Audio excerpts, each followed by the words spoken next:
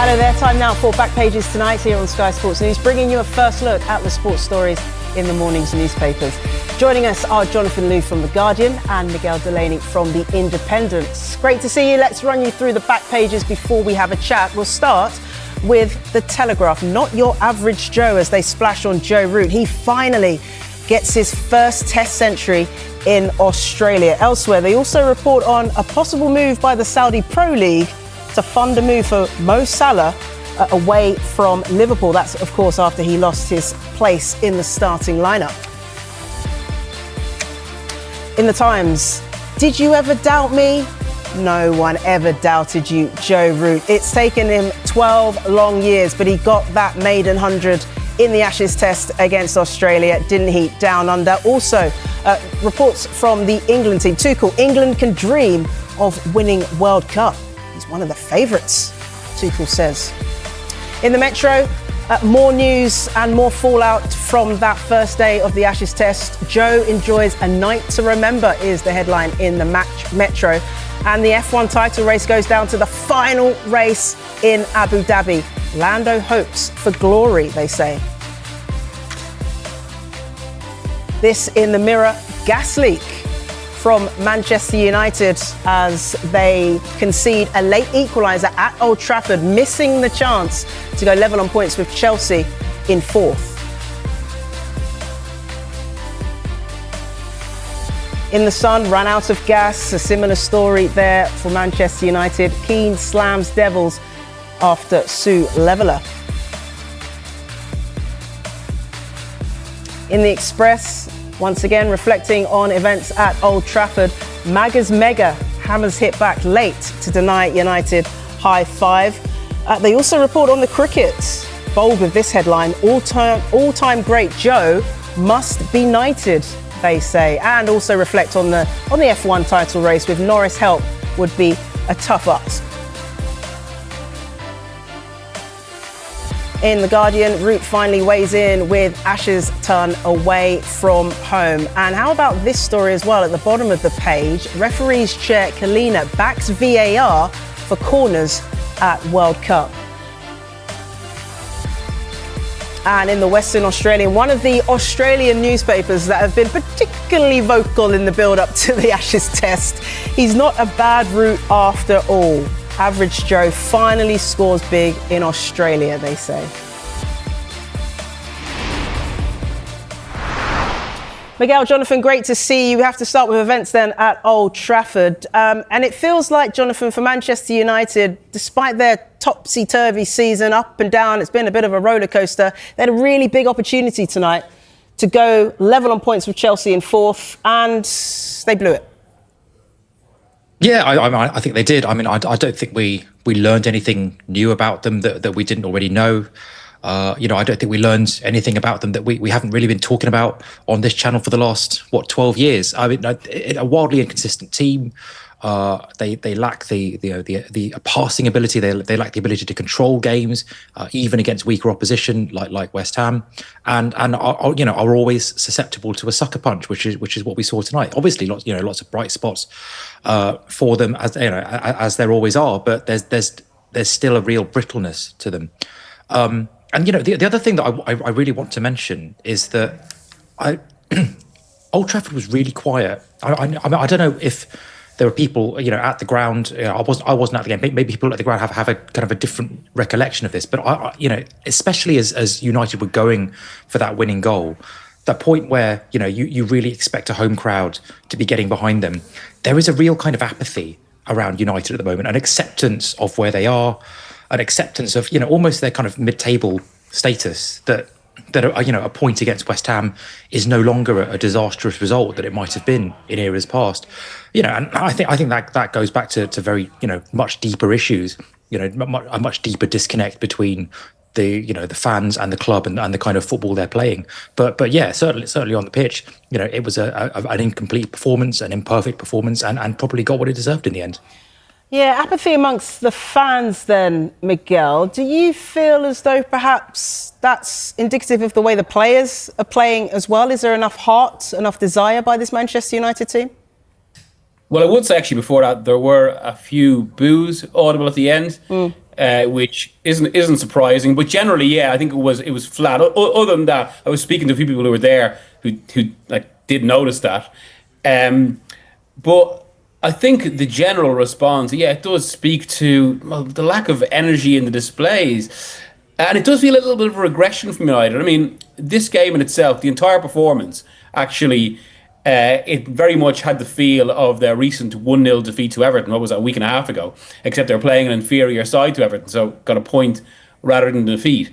And that's also a regression. And this is where it would be particularly disappointing for Amorim and most notably, really, Manchester United supporters, in that I had felt one of the upturns of the early part of this season was that in matches, say, against Chelsea, against Liverpool, one evolution from last season, like United were actually starting to cause a bit of chaos in opposition boxes. They weren't as flat as they had been. They were getting a lot of numbers in there, flooding the box, creating opportunities. But that's something that feels like it's just gone in the last week. And as Johnny said, I think some of it is about just because Amorim has such a specific way of playing, and because he needs such a specific type of players to do that, such a specific type of player in each position to do that, and he's only got half of them, that we are going to see this constant back and forth. It's why I don't think we're going to have a season where it quite gets to talk of Amorim getting sacked again. I mean, look at this week alone. There's been a victory, albeit a narrow victory, and another disappointment. That feels like it's going to keep going like that until they make big signings, especially in midfield. But once you get to that point, they would have spent, a few $100 million on new players since Amorim's come in, essentially to recreate a new team, which you do start to ask, well, if it's required this, is the manager as meaningful here, or is it just the outlay of the recruitment? Now, I know United have spent, well over $1 billion over the past decade or so, but Amorim himself was supposed to signal some sort of change, and instead it feels like his very specific way is dependent on a huge outlay, at which point you question the logic of it compared to, say, someone like Glasner. I mean, there should be a word for West Ham as well here, who did show a bit of resilience, dig in, and got a result when it might otherwise have escaped them. Yeah, it's a really valuable point, isn't it, Jonathan, for West Ham, particularly in the manner that they did it. They were down to the final 10 minutes, they found that equaliser, and I suppose that's just why someone like Nuno's been brought in.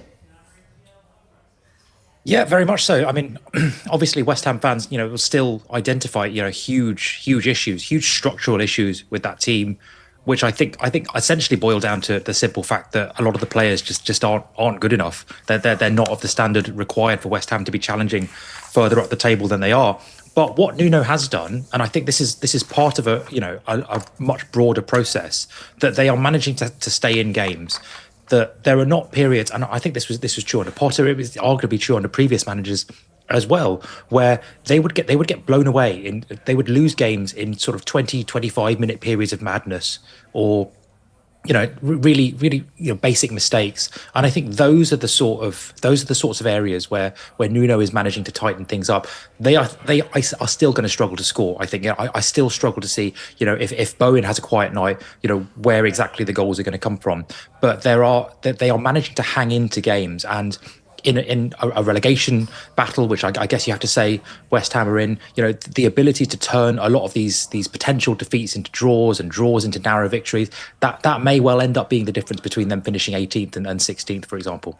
OK, Jonathan, talking about battling hard, we have to talk about the cricket, because what an absorbing opening day it was to that second test at the Gabba.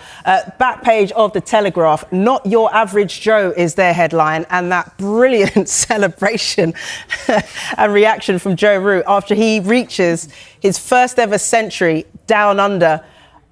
They've said now England's greatest. Is that overplaying it, Jonathan, or do you believe that's where Joe Root now is? Gosh, I mean, you could make a case for Jack Hobbs, you could make a case for Wally Hammond, you could make a case for Kevin Peterson or Alistair Cook. I think that kind of stuff is probably best left until his career's over. Same with stuff like knighthoods, which I think is again pretty premature. The one thing that I've been, this was a moment that it got me right here. I know we're all supposed to be dispassionate and impartial as sports writers, but this was a moment that, like, especially if you followed Joe Root's career, and I've covered Joe Root, as an England cricketer from basically the moment he started in international cricket, and like he obviously said it didn't matter to him, and I actually believe him. I think it wasn't going to define him. But I think when it comes to things like legacy, when it comes to things like how the wider cricketing public, how posterity sees you, it was always that little Achilles heel. It was always that little the little knock that his detractors could put on him. Steve Smith has he's never scored a century in Pakistan. Kane Williamson averages 30 against England. Or he's got really poor record in South Africa. Kohli averages 30 in England. It was one of those things that people could almost put as an argument to say, okay, he's not quite in that very top bracket, but he's now got 40 Test centuries. He's the second highest run scorer, and I think more than that, during that period when he was captain of basically a declining team, 2018 to 2022, where he was not just the best player in the side, but for long periods pretty much the only good player, and the burden that took on him, the burden that placed on him to perform and also to lead, but also to lead a team through incredible turbulence and transition and then a pandemic.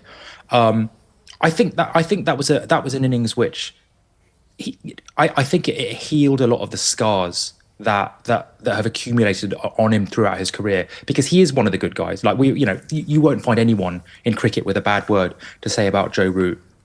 And I think that moment, this century, it may not mean a lot, to him personally. It may not be, it may not define him personally, but I think it will change the way a lot of people see him. And I think, when he says it doesn't define him, I think that's because there is one other stat that really bugs him, which is that he's never won a test in Australia either. And that's something he's got a chance to put right over the next 4 days. Yeah, and the way he did it when he came in, England in so much trouble, weren't they? Goodness me, 5 for 2, and then he comes in, completely steadies the ship and hopefully puts England in a good position overnight. Now, we have to show you the back page of the West Australian, because these are one of the papers that I featured a few times on this show. And in the lead up to this Ashes series, they were berating the England players, England coaches, anyone from England in the run up to this Ashes series. But in this one, he says, he's not a bad route after all. Average Joe finally scores big in Australia is the subhead. And I just want to read a little bit of the copy, because they say, it was a tremendous feat for a generational talent who has long been praised, embraced and adored by supporters and media alike down under. Tongue firmly in cheek there, I think, Miguel. The Western Australian in particular have not been very kind to this England team. But, credit where credit's due. They've given him a good headline for this, and he deserves it. Yeah, but even that little story there, and I suppose in the way Jonathan's spoken about what it actually means, if not necessarily to Root, for Root in terms of people see him.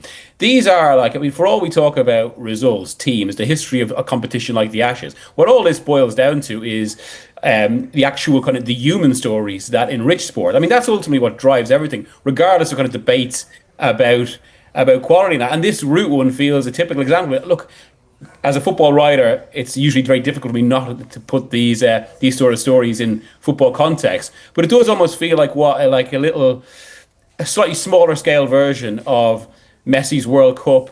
Even if you want kind of Harry Kane finally winning the trophy, or Southgate, as to say, to win a trophy with England, and people do. One of the good things, as you can see in the Australian press, given even I've seen some of the response or some of the coverage over the past week or so, and how the emotion around this has really changed. But that's actually, in its own way, even amid the sarcasm, quite a touching little response in Australia. Yeah, it really is. And, Joe Root deserves it. One of England's greatest, for sure. What more can he do on day 2? We'll wait to see. OK, Jonathan, Miguel, thank you for the moment. We're going to take a quick break. When we come back, we'll be looking at more of the sports stories in the morning's papers, including this in the Telegraph. Saudi Arabia would fund Salah exit from Liverpool. Intriguing. Stay with us.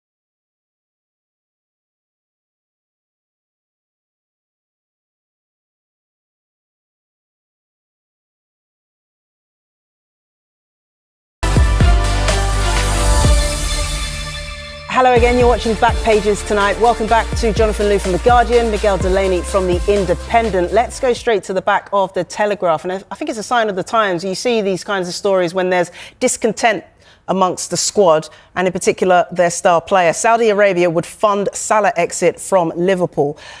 So according to Mike McGrath here, the Saudi Pro League is in a position to fund a move for Mo Salah should he look to move away from Liverpool after losing his place in the starting lineup. Jonathan, this one intrigues me because, of course, we've seen Mo Salah start the last two games on the bench. Do you think he could be pried away? Is this the time? Well, this is an offer, or I guess an interest that has been on the table for several windows now. I think Liverpool have known for quite some time that if they do want to offload Salah, that Saudi Arabia and the Saudi Pro League is an option for them. I think in retrospect, the fact that they gave Salah a big new contract in the summer, that they kept him, it does feel a little bit like a decision they'd probably regret now. I think there's a certain irony in the fact that a club that traditionally has prided itself on making kind of rational, empirical, almost dispassionate decisions, has almost made the ultimate the ultimate emotional decision. Liverpool have not looked the same outfit they were last season, and I think Salah is a reason for that. I think you can't play in the system that Slot wants to without with Salah essentially playing in a position where he doesn't do a huge amount of tracking back, that you aren't getting a lot from him without the ball. So the fact that there are options open for him, he's obviously got AFCON coming up, which will take him out of the Liverpool side for a few weeks. These kind of stories are inevitable. I still think the instinct at Liverpool will be to try and see out the season, to try and get through the season. I think there was a real fight on for top 4, top 5 for Champions League football, and I think if Salah can almost accept a slightly diminished role or slightly less talismanic role, there is still a huge role for him in that side over the rest of the season. Yeah, this would have been perhaps, Miguel, unthinkable last season, where Mo Salah was the star of the show, but in the 7 months since he signed that new contract to stay on Merseyside, he's been a shadow of his former self. I wonder whether Liverpool might be thinking, maybe we just cut him loose because he's not really adding value to this squad anymore. But I mean, that's why Johnny touched on something I think very interesting as regards as Liverpool, because look, Liverpool have basically rebuilt themselves. They've become a title-winning club again through having what a lot of people in football think is the smartest recruitment of the game, making, as he said, kind of calculated, rational decisions. And it does just feel like this Salah call went against all that. That it was almost like kind of the club felt forced in the situation because of his form last year, whereas the smart move was to actually let him go at that exact point. Now, the one caveat I would say to that, of course, is that by signing a new contract, it does mean that actually Liverpool can now get money for Salah and a potentially massive Saudi offer in a way they possibly wouldn't had he left for free. So that's maybe where this story does become all the more relevant. But I think one of the most striking things about all of this, and especially even in the context of the Manchester United result tonight, I do find it amazing how two big teams that obviously had such bad runs or bad results this season, and it feels like we're constantly talking about how they're minimal points away from top 4 or top 5, which points to how this is quite a strange Premier League season, as summed up almost by Salah's own drop-off. Yeah, it really is. Something to keep an eye on. Jonathan, let's talk Formula One. Back page of the Metro. Lando hopes for glory. It's going down to the final race in Abu Dhabi. What a race it will be. It's Lando Norris of McLaren with a 12-point lead over Max Verstappen, 16-point lead over Oscar Piastri, his McLaren teammate. It's really interesting seeing quotes from Norris, Jonathan. He says, I also have the mentality that I have nothing to lose because it's just a race for a championship. And in 30 years' time, I won't think of it all that much. Really? Yeah, I mean, you probably have to say that it's the biggest week of his life, in a sporting sense. And I think that the fact that the way this season has gone in narrative terms, I think Verstappen was over 100 points behind him after the Dutch Grand Prix. The way that he has clawed himself, he has clawed himself back, and often through kind of really very unlikely circumstances. The skid block debacle. I think that will surely give a lot of people at McLaren pause. It'll certainly give a lot of fans pause. And if you look at the Yas Marina track, I think there are reasons for Red Bull to actually be quite optimistic about that. That they potentially have a superior straight line speed. There's a lot of tight 90-degree corners and not so much grip, which potentially favours them. The fact that Verstappen almost he has to drive aggressively. The fact that you almost in advance what his strategy is going to be, and the fact that Norris doesn't have to win, I think means that he still holds a lot of the cards. But it is one of those. It is one of those moments. It's one of those races that is truly going to capture the imagination. Or don't count out Piastri, by the way. If there is any kind of contact, if there is any kind of incident between Norris and Verstappen, then Piastri is still close enough to capitalise. And I just hope for a lot of the fans watching the race that this is a race that passes off without any kind of incident or shenanigans, that is basically decided on the track and not in the court or in the race director's office. Yeah, I cannot wait to see how this one plays out. Norris basically just needs a podium and the title is his. OK, let's talk World Cup, because we've got that upcoming World Cup draw happening over in Washington. Miguel, I know you're there. Back page of The Sun, Wenger nod to Three Lions. He says that England do have the quality to win the World Cup next summer. What's the overall, I suppose, atmosphere like that out there in Washington, Miguel? And in particular, the fact that quite a few people seem to be talking up England and their talent and their experience and their, basically, ability to be able to win this World Cup next summer. Yeah, I was at that panel today. It was with Wenger, Jill Ellis and Alexi Lawless, the player, of course, played for the US the last time they held it in '94, and they all spoke up England a bit. Wenger did say France are super favourites, or for him, super favourites due to their forwards, which I have to say surprised me a little bit, given those forwards haven't won them the last three tournaments. And is he considering, I don't know, Kolo Muane and Thuram as part of those super forwards? Not sure about that. It's been a little bit of a muted build-up today, but I think that's because a lot of football figures, including Tuchel, only got in around pretty much now, which is nearly 6 p.m. in Washington. And also there's a bit of a sense that even though this is, it's ultimately a sporting event, that's being done to set up next year's World Cup, it has the real feel of political theatre, because it feels like everything around it is building up to almost the Trump show, which FIFA have almost facilitated. They're given the inaugural Peace Prize, the FIFA Peace Prize tomorrow, that everyone expects will be given to Trump. And there's just been a whole element of kind of political theatre about the whole thing. I have to say, my most notable aspect of the day was when I went to the accreditation centre to pick up my entry ticket into the media centre and for the draw tomorrow. The accreditation centre was right beside the Kennedy Centre where the draw is being held. And that was in the Watergate Hotel, which I suppose is what people would describe as a classic "you couldn't make it up" moment. But yeah, that's been the feel. And I think I think tomorrow will have a very different feel to today, because everyone will be in town, apart really from proper box office stars. Yeah. Miguel, we've run out of time, I'm afraid. Thank you. We'll have to leave it there. Miguel Delaney, Jonathan Liu, a pleasure to have you. Thank you once again. And you can join us again on Friday night, where our guests will be the Daily Mail's Ian Ladyman and Martin Hardy from The Times. Up next, much more on events at Old Trafford, as Manchester United missed the chance to go level on points with Chelsea in fourth after conceding a late equaliser against West Ham. Reaction and analysis on the way.